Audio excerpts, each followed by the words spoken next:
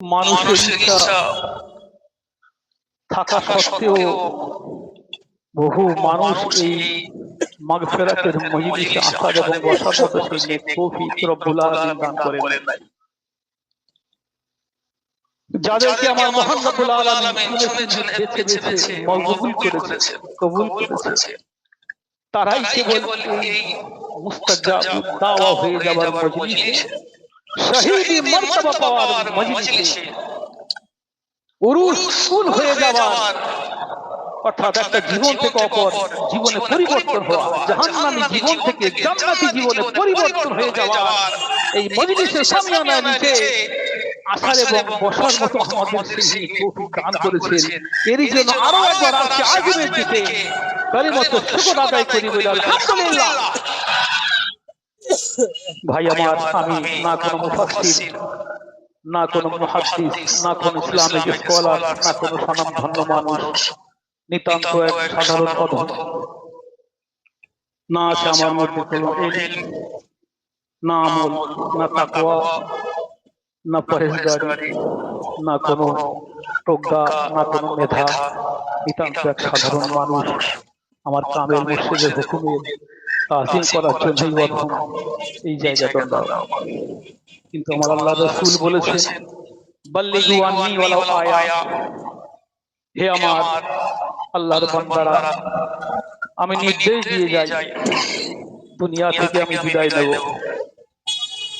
কিন্তু আমার নবীওয়ালা কাজ করার জন্য আমি হাক্কানি আলেমদেরকে নির্দেশ দিয়ে গেলাম, বাল্লিগু, তোমরা পৌঁছে দাও, আন্নী, আমি বিশ্ব নবী আখির জামানার পয়গম্বরের পক্ষ থেকে, ওয়ালাউ আয়া, যদি একটি পরিমাণ আয়াত তোমাদের নলেজ থেকে থাকে, সেটা মুখে মুখে, বয়ানের মাধ্যম দিয়ে, প্রচেষ্টায়, ক্লাসের মাধ্যম দিয়ে তোমরা স্প্রে করে দাও গোটা ওয়ার্ল্ডের মধ্যে। সুবহানাল্লাহ। তো আমি বলবো ভাই আমার, প্রথমে একটু পরিচয় দিই এই দরবারের ব্যাপারে। বহু মানুষ যারা হাক্কানি দরবার সম্পর্কে সম্যক ধারণা নেই, অনেকে নতুন এসেছেন, আবার অনেক আমার পীর ভাই পীর বহেনও হয়তো জানেন না।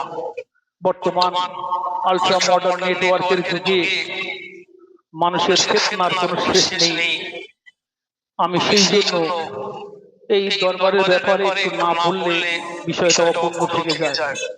আমি প্রথমে বলবো, এই দরবারটা এমন একটি দরবার যে দরবারে সম্পূর্ণরূপে শিরক এবং বিদআত মুক্ত দরবার। সুবহানাল্লাহ।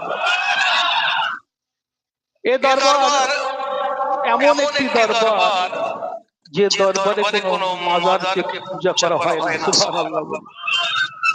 এই দরবার এমন একটি দরবার যে দরবারে মাজারকে জিয়ারত করা হয়। সুবহানাল্লাহ। এই দরবারে মাজারকে কেন্দ্র করে না কোনো ঢিল বাঁধা হয়, না কোনো লাল সাদা কালো কাঠ বাঁধা হয়, না সেখানে কোনো আগরবাতি জ্বালানো হয়, না কোনো মাথা ঠোকা হয়, হে খাজা মুঝে দে দে এক লড়কা, এ গাজী মুঝে দে দে এক লড়কা, এই ধরনের শিরক বিদআত থেকে সম্পূর্ণ মুক্ত আমার এই হাক্কানি দরবার। সুবহানাল্লাহ। বর্তমান যুগে মানুষের বিভিন্ন প্রপাগান্ডা হাক্কানি দরবার করে বহু মানুষ চাপালেও যখন এই দরবারে একটি বার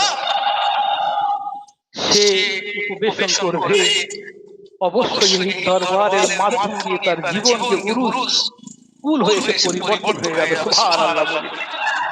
তো আমার দরবার সম্পর্কে সম্যক ধারণা দিতে গিয়ে আমি আরো একটু বলবো, এই বিশ্বে বহু জায়গায় হাজারো হাজারো পীর, গৌস, কুতুব, বহু আলেম উলামা বহু আছে, কিন্তু আমার হাক্কানি দরবারে আমার কামেল মুর্শিদগণ তারা সম্পূর্ণরূপে বিনা পয়সায় ইসলামকে আগিয়ে নিয়ে যাওয়ার জন্য এই হুজরা নিয়ে বলি সুবহানাল্লাহ। বর্তমান যুগে ইসলামকে মাধ্যম করে আমরা মুসলমানরা যখন একে অপরকে প্রোপাগান্ডা দিয়ে চলি, একে অপরকে বদনাম দিয়ে চলি, আল্লাহ রসুলের হুকুম আহকামকে ভায়োলেট করে আমরা নিজেকে জাহির করার জন্য অনলাইনের সামনে দাঁড়িয়ে যাই, ঠিক সেই সময় আমার কামেল মুর্শিদের দরবার থেকে স্ট্রিক্টলি নিষেধ করা হয়েছে, বাবা খবরদার যেন তোমরা অন্য কোনো মানুষদেরকে সমালোচনা করো না, তাদেরকে নিন্দা করো না। এটাও একটা চরিত্র বলি সুবহানাল্লাহ। তো আমি অন্য কোনো সিলসিলা, অন্য কোনো দরবারের আমি বদনাম করব না। আমি কেবল আমার কামেল মুর্শিদের চরিত্রটা হাদিস আর কোরআন দিয়ে একটু তুলে ধরার চেষ্টা করব। ওমা তৌফিক ইল্লা বিল্লাহ। আপনারা জানেন আমার কামেল মুর্শিদ একজন জমিদারের সন্তান ছিলেন। জানেন তো জমিদারের কথা, সেই সময় জমিদারের কি বিভীষিকা ছিল তাদের, আমরা মধ্যযুগীয় জমিদারি কথা আমরা পড়েছি, তাই না? সুদের দায়ে, দেনার দায়ে কত মানুষকে তারা ভিটে বাড়ি চাটি খেয়ে দিয়েছে, তাই না? ঠিক সেই সময় আমার কামেল মুর্শিদের মতো এক জমিদার, তিনি আল্লাহ রসুলকে পাওয়ার জন্য, আল্লাহ রসুলের ইশকে পাগল হয়ে গিয়ে তিনি আরো কিছু জমি মানুষের থেকে কেড়ে না নিয়ে আমার কামেল মুর্শিদ নিজের জমিকে তিনি দিয়ে দিয়ে আশিকে রাসূল হয়ে গেছে। সুবহানাল্লাহ। আমার রব্বুল আলামিন বলেন, ইয়া আইয়ুহাল্লাযীনা আমানুত্তাকুল্লাহ ওয়া কুনু মা'আস-সাদিকিন। আমার রব্বুল আলামিন বলেন, ইয়া আইয়ুহাল্লাযীনা আমানু, ও ঈমানদারগণেরা, তোমরা শুনে রাখো, জেনে রাখো, আমি রব্বুল আলামিন তোমাদের জানিয়ে দিলাম, ইত্তাকুল্লাহ, তোমরা রব্বুল আলামিনকে ভয় করো, ওয়া কুনু মা'আস-সাদিকিন, এবং সত্যবাদীর সঙ্গী হয়ে যাও। এখন আমাদের কাছে একটা প্রশ্ন চলে এসেছে, তাই না?